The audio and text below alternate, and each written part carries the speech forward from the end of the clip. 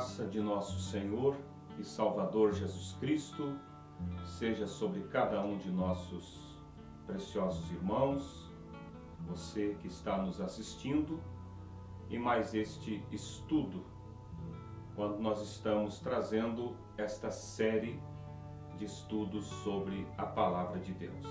Que Deus os abençoe, e o meu desejo é que você seja enriquecido, teu espírito, tua alma, com a Palavra de Deus, e que esta palavra produza em seu coração a fé, e a fé de arrebatamento em nossas almas. Deus os abençoe. Então, hoje é o nosso segundo estudo dessa série, quando no estudo passado, o primeiro estudo que tivemos dentro dessa série, a qual vamos ter, nós falamos sobre vida eterna, como obter vida eterna. E hoje o tema é: com qual objetivo você procura a Deus? Nós vamos ler as Escrituras para darmos início ao nosso estudo em primeiro livro de Coríntios, capítulo 15, versículo 19. Se esperarmos em Cristo só nesta vida, somos os mais miseráveis de todos os homens. Que Deus abençoe e acrescente assim suas bênçãos à palavra que foi lida. Então, como eu disse, o nosso tema é: com qual objetivo você está procurando a Deus? Alguém pode pensar, mas que pergunta? Todos procuram a Deus para ser abençoados, com certeza. Mas nós sabemos que Deus, a natureza de Deus, ela está pronta para abençoar fisicamente, na saúde, abençoar financeiramente, prosperando, fazendo milagres. Então Deus, ele é infinitamente incalculável as formas que Deus pode abençoar o homem. Mas lembre-se que Deus tem um propósito principal. E o propósito principal é abençoar o homem na alma. Nada contra, cremos e sabemos que é a vontade de Deus curar, prosperar, trazer a bênção na família, no trabalho, naturalmente, em todos os sentidos. Isso faz parte da natureza de Deus. Mas Deus sabe que esta vida é passageira. E Ele deseja que nós possamos ter consciência também de que essa vida passa. E que o principal é nos prepararmos para a vida além dessa, para quando partirmos daqui. Por isso nós vemos aqui o apóstolo Paulo dizendo que o homem que espera em Cristo, ou seja, busca a Deus somente para as coisas desta vida, ele é o mais dos miseráveis homens. Por quê? Porque essa pessoa está somente desejando bênçãos naturais. Então veja no livro de São Marcos também, no capítulo 8, versículo 36, a Bíblia diz assim: pois que aproveitaria o homem ganhar todo o mundo e no final perder a sua alma? Que aproveitaria? Isso me faz lembrar da história de um grande general famoso, Alexandre. Alexandre o Grande, inclusive as pessoas usam esse adjetivo para o nome dele, o Grande, porque aos olhos das pessoas ele foi um grande homem. Um grande homem porque se tornou famoso, foi um dos maiores generais que pisou sobre a terra naturalmente falando, conquistou muitas batalhas, venceu muitas batalhas, mas a história conta que Alexandre morreu muito jovem. E quando ele estava ali no seu leito de morte, ele chamou os seus ministros, homens de confiança, e disse a eles: eu quero vos fazer 3 pedidos que vocês executem após a minha morte. E aqueles homens olharam para Alexandre e disseram: pois não, Alexandre, qual é o pedido que o senhor deseja? Ele disse: eu quero que, quando eu morrer, os mais eminentes médicos carreguem o meu caixão.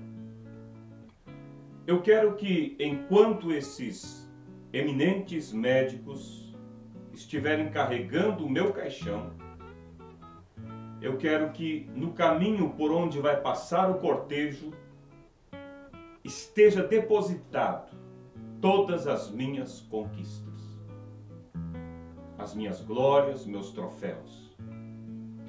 E por último, eu quero que, enquanto esses médicos estiverem levando meu caixão por entre as minhas conquistas, eu quero que o caixão esteja aberto e que meus braços estejam pelo lado de fora, balançando ao ar, enquanto o cortejo prossegue. Aqueles homens de confiança olharam para Alexandre e disseram: Alexandre, por que nos pede algo tão estranho? Por que um pedido assim tão absurdo? E Alexandre disse: eu quero os melhores médicos carregando o meu caixão, para que todos saibam que diante da morte ninguém tem domínio sobre ela. Eu quero a minha riqueza, as minhas conquistas depositada na beira do caminho, para que todos saibam que aquilo que aqui conquistamos, aqui deixamos. E eu quero meus braços balançando ao ar, enquanto o cortejo prossegue, para que todos saibam que de mãos vazias viemos a este mundo e de mãos vazias voltamos. Então, amado, precioso irmão, amigo que nos assiste, veja que o mais importante, Alexandre não tinha. Ele não tinha conquistado nada para o homem interior. Ele não tinha conquistado nada para a sua alma. Ele conquistou glórias, fama, muitas coisas naturais. Mas no final da sua jornada, Alexandre viu que ele lutou, batalhou uma batalha, uma guerra perdida.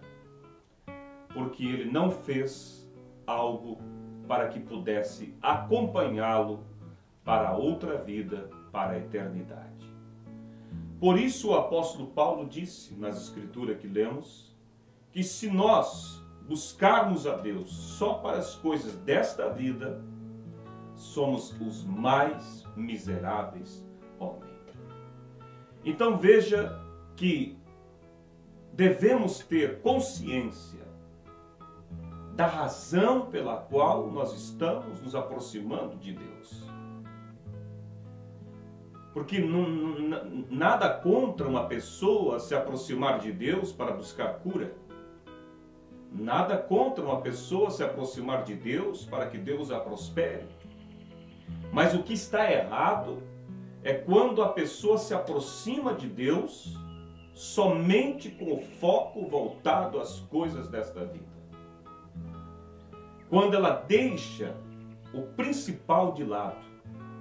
E infelizmente o evangelho que nós vemos hoje propagado pelas modernas religiões é esse tipo de evangelho que apresenta somente um Jesus que abençoa, as nossas vidas materialmente, mas não levam as pessoas a se conscientizar que elas precisam do Evangelho para transformar a vida delas, para fazê-las santas, verdadeiras cristãs, para dar a elas a certeza de que dentro delas habita a vida daquele que é imortal, a vida do nosso Senhor e amado Salvador Jesus Cristo.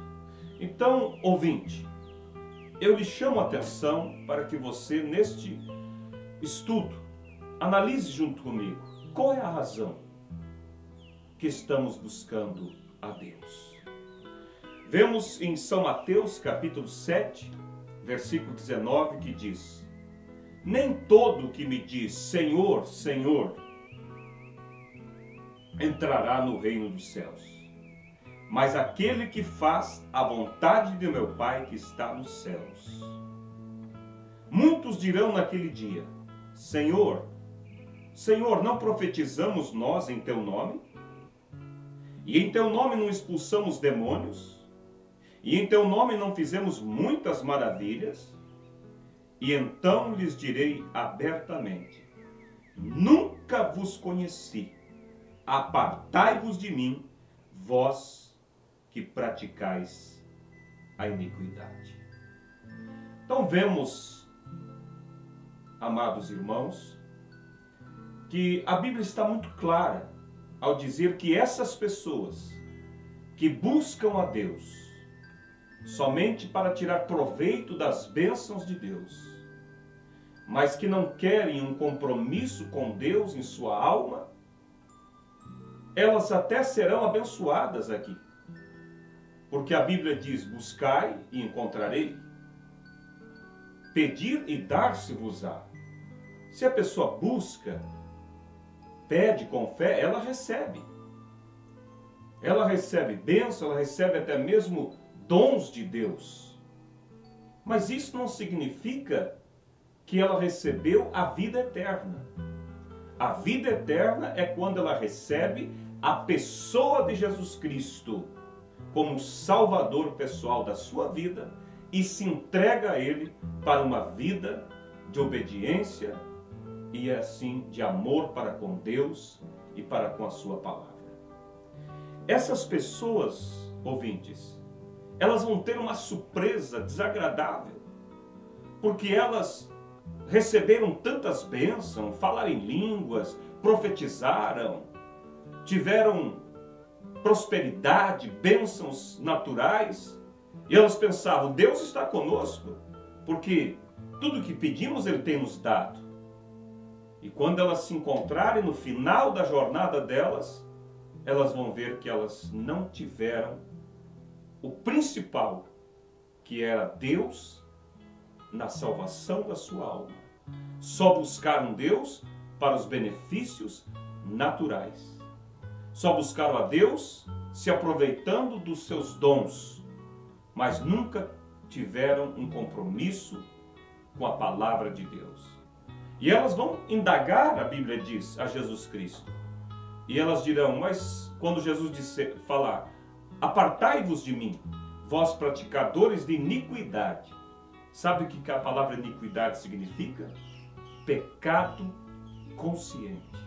Ou seja, vocês que fizeram pecados, continuaram em suas vidas erradas, mesmo sabendo que aquilo não era certo, mas se convenceram a si mesmo de que não havia problema, que todo mundo faz, e que as coisas mudaram, o mundo está moderno, e elas vão chegar e Jesus dirá: apartai-vos de mim, vós praticadores de iniquidade, porque em verdade vos digo que não vos conheço. Elas dirão: mas Senhor, como que o Senhor não nos conhece? Nós curamos enfermos em seu nome, nós expulsamos demônios em seu nome, nós falamos em línguas, nós tivemos os dons do Senhor em operação. Então, Jesus olhará para eles e dirá abertamente: nunca vos conheci, apartai-vos de mim. Então veja, ouvintes, que isso é sério. E em Lucas capítulo 13, versículo 28, as Escrituras diz: ali haverá choro e ranger de dentes, quando virdes Abraão, Isaque e Jacó, e todos os profetas no reino de Deus, e vocês lançados fora. Agora, alguém pode dizer, mas, pastor, falar em línguas não é um dom de Deus? Isso não significa que temos Deus conosco? Ouvintes, tudo que eu falar aqui, eu vou vos provar pelas Escrituras. Falar em línguas é sim um dom de Deus e eu creio nisso. Mas há uma grande diferença em a pessoa ter os dons de Deus, dons quer dizer presentes de Deus, e em ter o dom de Deus. O que é os dons? Os dons são presentes. E o que é o dom? O dom é o próprio doador dos dons. Então veja, ouvintes, que uma pessoa pode se aproximar de Deus só para as bênçãos e não fazer uma entrega total para que Deus venha e mude sua vida, mude seu temperamento, mude a sua natureza. Ela só quer se aproveitar dos dons. E a Bíblia diz em Salmo 68, versículo 18, diz assim: tu subiste ao alto, levaste cativo o cativeiro, recebeste dons para os homens e até para os rebeldes, para que o Senhor Deus habitasse entre eles. Então veja que a palavra diz que os dons de Deus são dados até aos rebeldes. Ou seja, não precisa a pessoa ser uma salva, não precisa a pessoa ser uma convertida para ter um dom. Basta que ela creia que aquele dom é possível e ela se aproxima com fé e Deus dá. Por isso que a Bíblia diz que a chuva cai sobre justos e injustos. A mesma chuva que molha o trigo é a mesma que molha o joio. Entende? Então o mesmo Deus que abençoa o crente fiel é o mesmo que abençoa aquele que é infiel. Mas a pessoa se aproxima, busca, crê nos dons, crê nas bênçãos e Deus dá. Mas Deus não quer dar só isso. Deus quer ir muito além disso. Ele quer abençoar além do teu corpo, além do teu espírito, Ele quer abençoar a tua alma. Porque o homem, ele é corpo, alma e espírito. Você pode ter a bênção de Deus no corpo. Como? Quando você recebe a cura de uma enfermidade. Você pode receber a bênção de Deus mais além, no seu espírito. Quando acontece isso? Quando você recebe os dons de Deus. Uma pessoa, por exemplo, que profetiza, uma pessoa, por exemplo, que fala em línguas, ela está recebendo a bênção de Deus no espírito. Mas para que ela tenha a salvação da sua alma, Deus tem que atingir mais profundamente. Deus tem que atingir a alma. E isso Deus vai fazer mediante a um sincero desejo daquela pessoa de não somente se aproveitar das bênçãos de Deus, mas quando aquela pessoa faz uma entrega completa a Deus. Então veja, ouvintes, que é necessário nós nos aproximar de Deus, mas é necessário que nós tenhamos consciência de que nós precisamos de Deus muito mais do que para abençoar nosso físico, abençoar nosso espírito ou prosperar nós financeiramente. Nós precisamos de Deus para a salvação, para a vida eterna. Então veja em Atos capítulo 5, versículo 32, em Salmos 68, 18, nós vimos a Bíblia dizendo, você viu, você pode depois conferir, que os dons de Deus são dados até aos rebeldes. Então, se você já ouviu alguém ensinando de uma pessoa que fala em línguas estranhas, ela tem o selo do Espírito Santo, você vê que esse ensino contraria as Escrituras. Porque o selo do Espírito Santo, que Paulo diz que a pessoa, quando é selada com o Espírito Santo, é selada até o dia da redenção, o selo do Espírito Santo não é um dos dons. O selo do Espírito Santo é o próprio doador dos dons habitando na alma daquela pessoa. E como é que Deus faz, ou como é que eu posso fazer para que Deus possa então me conceder o selo do seu Espírito, o batismo do Espírito Santo na alma? Como é que eu posso fazer para que ir além de receber as bênçãos no físico ou no espírito?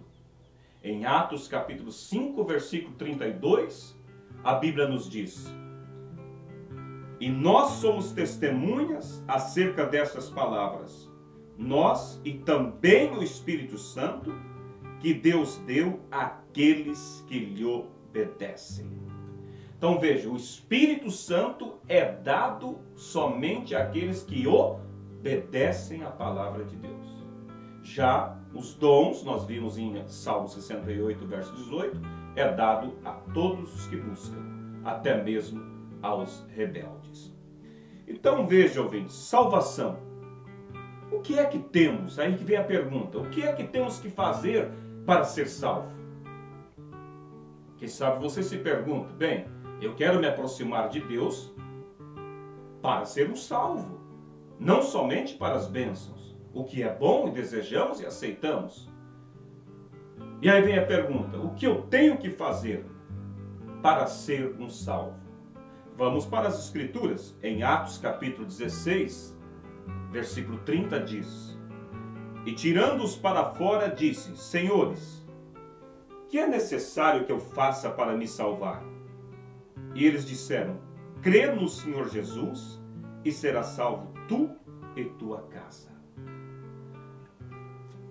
Essa escritura aqui, você pode ler ela depois mais amplamente, começando do início.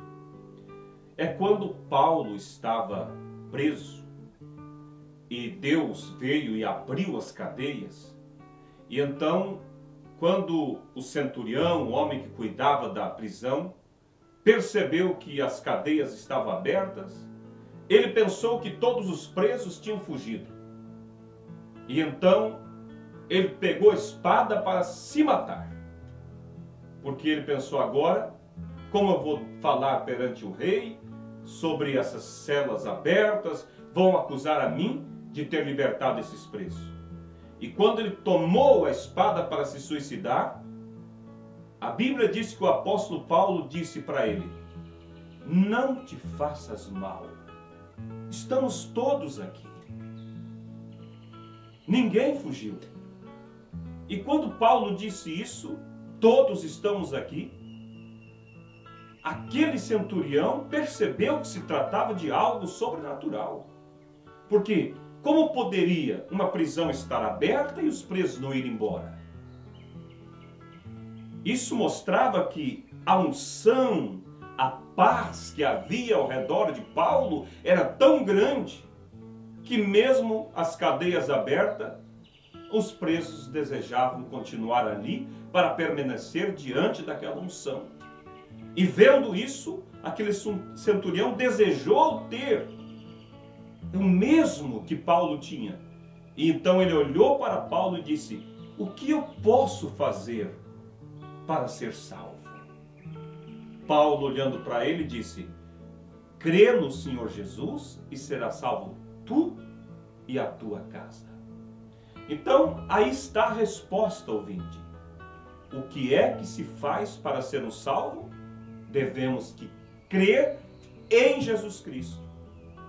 Mas você pode dizer, mas isso é algo que todo mundo sabe? Sabe, ouvinte, muitas vezes intelectualmente, mas não na prática. Porque hoje, infelizmente, as pessoas têm tomado como base de fé, não a pessoa de Cristo, mas o sistema religioso. Por que que o mundo está do jeito que está?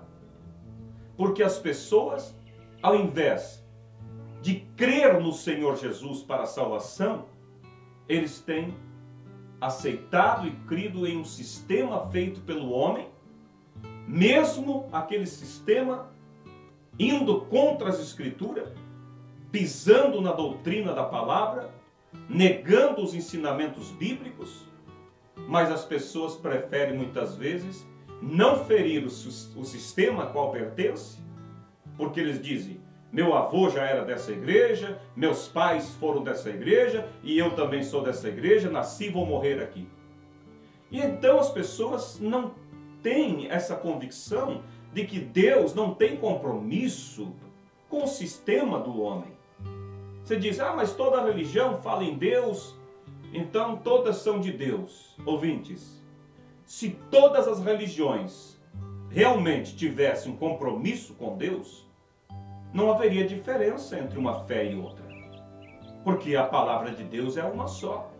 Quando nós vemos tanta diferença na maneira de crer, na maneira de uma religião ensinar, a maneira de outra religião ensinar, isso mostra que essas religiões não estão apresentando ao povo a pessoa de Jesus Cristo. Elas estão apresentando ao povo a teologia da religião delas. Então a resposta para você que se pergunta, quando você ouviu que é necessário buscar a Deus não só para as bênçãos, mas buscar a Deus para a salvação da alma, e a pergunta é, o que eu faço para ser salvo? A resposta é, aceite, creia no Senhor Jesus Cristo. Aceite a pessoa de Jesus Cristo. Jesus disse, eu sou o caminho, a verdade e a vida. Aceitar a pessoa de Jesus Cristo é aceitar a palavra de Deus como um todo. Porque não tem como uma pessoa aceitar a Cristo e não aceitar a palavra. Porque a pessoa de Cristo é expressado através da própria palavra. Veja nas Escrituras, em Tiago capítulo 2, versículo 17, diz, meus irmãos, que aproveita se alguém disser que tem fé e não tiver as obras? Porventura a fé pode salvá-lo? Assim também a fé, se não tiver as obras, é morta em si mesma. Então veja Tiago dizendo, a pessoa só diz eu creio em Jesus, mas as obras não mostram. A vida dela é como qualquer mundano. Quando Paulo disse, crê no Senhor Jesus e será salvo tu e tua casa, é porque Paulo sabia que a única maneira de ser salvo era ter um compromisso com a pessoa de Cristo. Porque eu vou te dizer uma coisa, ouvinte. Eu não consigo, de mim mesmo, viver o Evangelho. Você, por melhor que seja, não consegue viver o Evangelho por si. Porque o homem, por natureza, é voltado ao pecado. O único que viveu e obedeceu toda a palavra foi Jesus Cristo. Então, Ele é o único que pode fazer você expressar através da sua vida uma obediência através da palavra. Aí está então a necessidade de aceitar a pessoa de Jesus Cristo, se render à pessoa de Jesus Cristo, não se render a uma religião, uma doutrina, a um dogma de homens, mas um compromisso com a pessoa de Jesus Cristo, uma entrega da sua alma para Cristo. E então Cristo vem e passa a morar dentro de você e começa a realizar uma obra de salvação em você. Não é você que vai fazer a obra da salvação, é Cristo através de você. Por isso Paulo disse para aquele centurião, para aquele guarda, crê no Senhor Jesus, será salvo tu e tua casa. Paulo sabia que a única maneira daquele centurião viver uma vida correta, deixar o mundo, deixar o pecado, era se Cristo entrasse na vida dele e o mudasse de dentro para fora. Então, ouvintes, essa é a maneira de sermos salvos. É aceitar a pessoa de Jesus Cristo e nos render a Ele e permitir que Ele entre em nós e opere o trabalho da salvação em nossas vidas. Nós vemos em São João, capítulo 5, versículo 24 e 39, que diz: na verdade vos digo, que quem ouve a minha palavra e crê naquele que me enviou, tem a vida eterna, e não entrará em condenação, mas passou da morte para a vida. Examinai as Escrituras, porque vós cuidais ter nelas a vida eterna, e são elas que de mim testificam. Então veja que Jesus disse que aquele que ouve a palavra dele e crê, tem vida eterna. E aí ele conclui dizendo, vocês examinam as Escrituras, porque vocês crê que nela está a vida eterna. E ele diz, e são elas que testificam de mim. Então, quando nós aceitamos a pessoa de Jesus Cristo como nosso Salvador, nós aceitamos automaticamente a palavra de Cristo como regra de fé. Não um dogma, não um sistema feito pelo homem. E aí vem a pergunta, e por que é que nós cremos que a Bíblia é a palavra de Deus? Quem sabe você já ouviu alguém dizer, papel aceita tudo. A Bíblia foi o homem que escreveu? Ouvintes, pelo contrário. A Bíblia não foi escrita pela inteligência do homem. A Bíblia é um livro completo, inspirado inteiramente por Deus. A Bíblia, ela é um conjunto de livros, são 66 livros.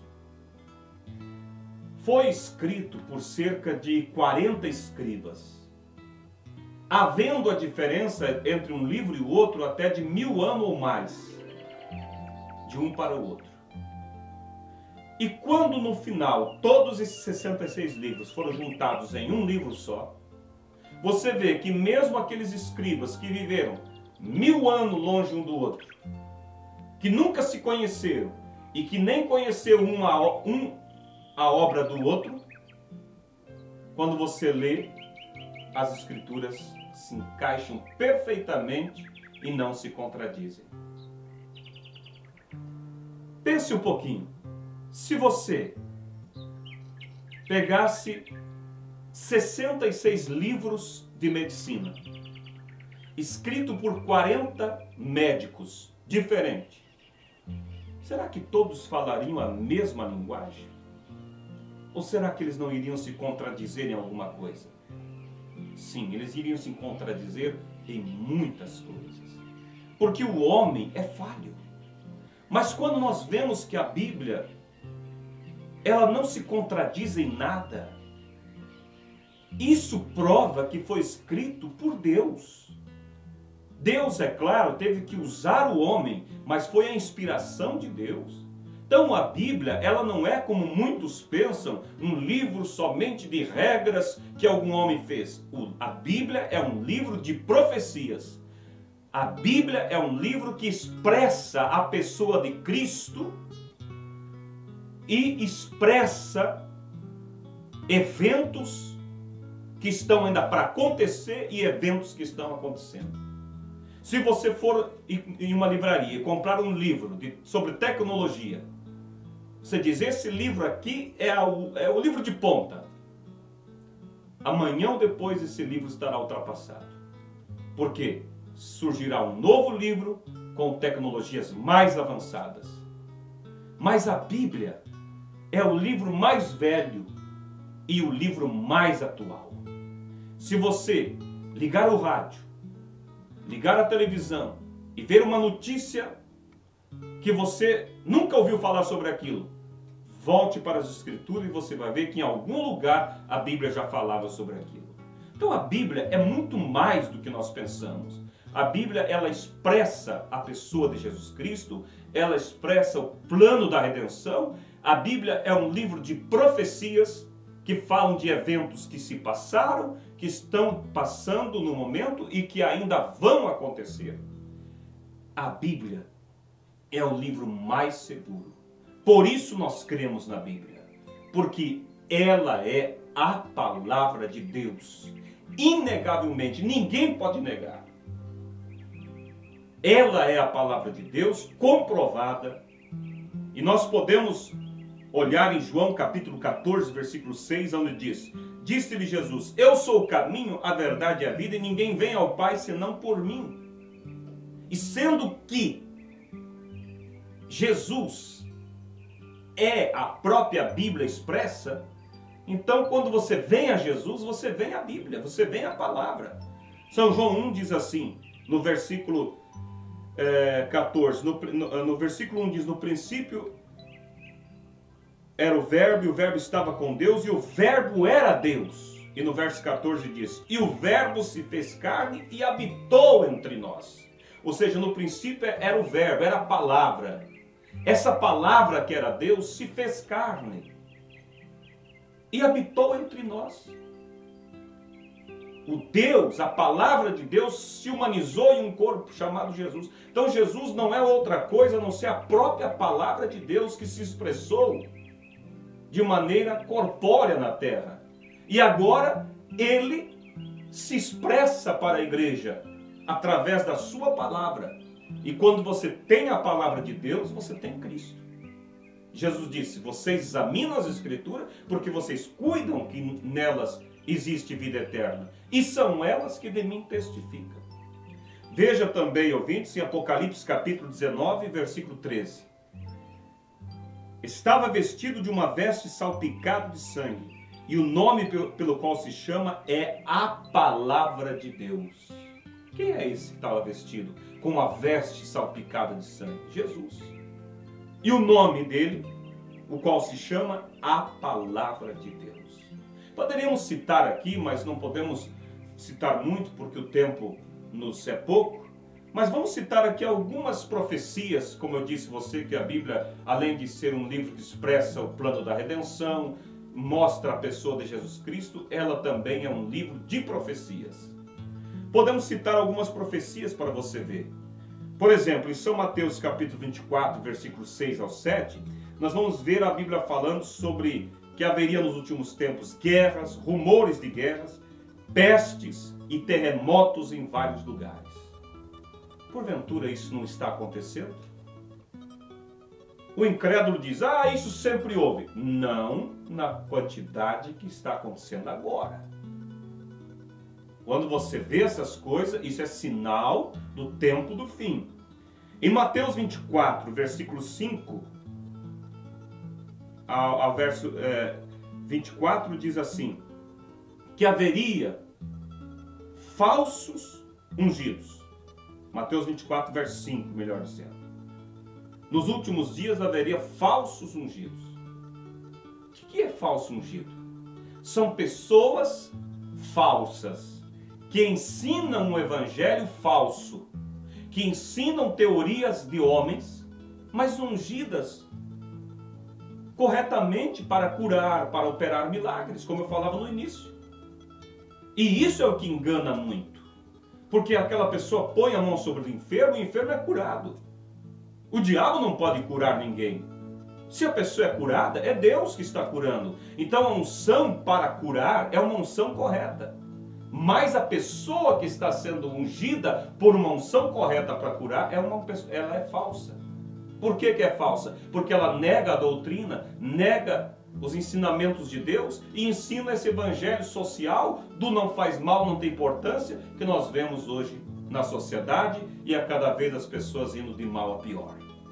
Veja também em Daniel capítulo 12, versículo 4, a Bíblia diz, nos últimos dias a ciência se multiplicará. Se nós fôssemos olhar, por exemplo, de 1000 anos para cá, A ciência foi a mesma praticamente até pouco tempo atrás. O homem viveu da carroça e o boi, até pouco tempo atrás. Mas de uns anos para cá, surgiu o carro, o avião, o foguete e a coisa explodiu. Isso foi, você que me assiste, que tem um pouco mais de idade, você presenciou a ciência se multiplicando de uma forma inexplicável. Isso é sinal do fim. É profecia, está no livro de Daniel, capítulo 12, versículo 4. Nós vemos também em Lucas, isso também, que hoje está sendo ventilado pelas novelas, pela televisão, nossa política, nossos políticos estão apoiando essa questão do homossexualismo e que as pessoas estão levando como que algo natural. Isso já estava profetizado na Bíblia como um sinal do tempo do fim. E que quando essas coisas começarem a acontecer, a Bíblia diz que o tempo estaria para se acabar. Veja em Lucas capítulo 17, versículo 26 ao 28. Diz assim: por isso Deus os abandonou às paixões infames, porque até as mulheres mudaram o uso natural, no contrário à natureza. O que é isso? Lesbianismo. O uso natural, Deus fez para ser mulher com homem, o casal, e assim procriar, ter filho, família, mas mudaram o uso natural. Verso 27, semelhantemente também os homens, deixando o uso natural da mulher, se inflamaram em sua sensualidade uns para com os outros, homens com homens, cometendo torpeza e recebendo em si mesmo a recompensa que convinha ao seu erro. E como eles não se importaram de ter o conhecimento de Deus, assim Deus os entregou a um sentimento perverso para fazerem coisas que não convêm, estando cheios de toda iniquidade, prostituição, malícia, avareza, maldade, cheios de inveja, homicídio, contenda, engano e malignidade, sendo murmuradores, detratores, aborrecedores de Deus, injuriadores, soberbos, presunçosos, inventores de males, desobedientes a pais e mães, nécios, infiéis nos contratos, sem afeição natural, irreconciliáveis, sem misericórdia, os quais, conhecendo a justiça de Deus, que são dignos de morte, os que tais coisas praticam, e não somente as fazem, mas também consentem aqueles que fazem. Então aqui nós vemos, ouvintes, isso aqui tudo se cumprindo. Esse tipo de pessoa. E a Bíblia diz que Deus vai condenar não só os que fazem, mas aqueles também que consentem, que apoiam. Você não pode evitar as pessoas de fazer o que é errado, mas você pode não apoiá-las. Você pode, sim, expressar o teu compromisso com a palavra, com a verdade. E assim, Deus terá compromisso com você, se você tem um compromisso com a verdade. Nós vemos também, por exemplo, em Mateus capítulo 24, versículo 32 ao 34, nós vemos a Bíblia falando sobre Israel voltando para a sua pátria, para a sua terra. Jesus dizendo, quando vocês virem a figueira brotar, não passará essa geração sem que todas as coisas aconteçam. O que é? O que é a figueira? A figueira aponta para Israel. Quando que ela brotou? Quando Israel voltou para a sua terra e se estabeleceu como uma nação. Ali a figueira brotou. E Jesus disse, não passará a geração que viu isso acontecer sem que tudo aconteça.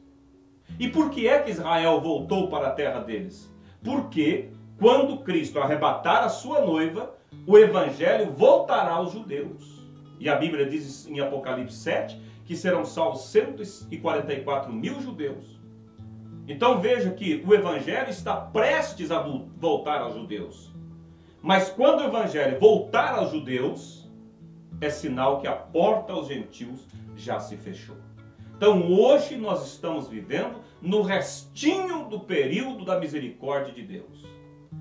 Brevemente, ouvintes, as portas se fecharão.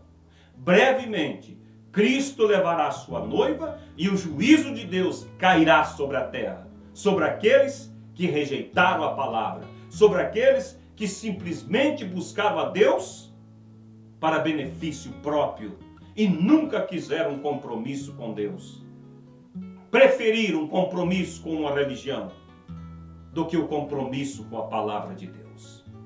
Então, ouvintes, é necessário que nós saiba que a hora está avançada. Em Lucas capítulo 21, versículo 28 diz: ora, quando essas coisas começarem a acontecer, olhai para cima e levantai as vossas cabeças, porque a vossa redenção está próxima. Então, quando começássemos a ver esses sinais que eu citei, há muitos outros, se nós tivéssemos tempo aqui para citar, quando víssemos essas coisas acontecer, a Bíblia diz que era para levantar a cabeça, porque a nossa redenção está próxima. Então, ouvintes, encerrando, eu digo a vocês, a vinda de Cristo está próxima. E ele vem buscar um povo, a Bíblia diz, especial, zeloso e de boas obras. Um povo que tem um compromisso com a sua palavra. Um povo que tem buscado a Deus não só para benefício nessa vida, mas tem se rendido e permitido que Deus entre e faça morada em sua vida. Um povo que crê que toda a palavra é inspirada, toda a palavra é a palavra de Deus e que ela é a regra de fé para mim e para você. Como disse Jesus, os céus e a terra passarão, mas a minha palavra não há de passar. Então, ouvintes, eu encerro dizendo a você, olhe para dentro da sua alma e pergunte a você mesmo, com qual objetivo eu tenho buscado a Deus? Só para as bênçãos desta vida? Ou somente para enganar a minha consciência, como dizendo, eu tenho uma religião? Ou você tem buscado a Deus com sinceridade, com uma entrega total, sabendo que Deus está em sua palavra e que a maneira de ter vida eterna é através da pessoa de Jesus Cristo e que a pessoa de Jesus Cristo é a própria palavra de Deus expressada. Não há como ter Cristo sem ter a sua palavra. Se temos Cristo, nós temos um compromisso com a palavra. Agora, se a pessoa diz, eu tenho Jesus, mas nega as Escrituras, ela somente está se aproximando de Cristo para buscar as bênçãos dele, mas nunca teve ele no seu coração. E infelizmente, para essas pessoas, o juízo será terrível. Jesus dirá, apartai-vos de mim, vós praticadores de iniquidade. Em verdade vos digo, não vos conheço. Mas para aqueles que pela graça de Deus têm se rendido a Cristo, têm tomado Cristo como único caminho e tomado a palavra de Deus como regra de fé, crendo que ela é totalmente inspirada e tem entregado a vida para ser conduzido por Deus, a estes a Bíblia diz, vinde, bendito do meu Pai. Foste fiel no pouco, agora sobre o muito te colocarei.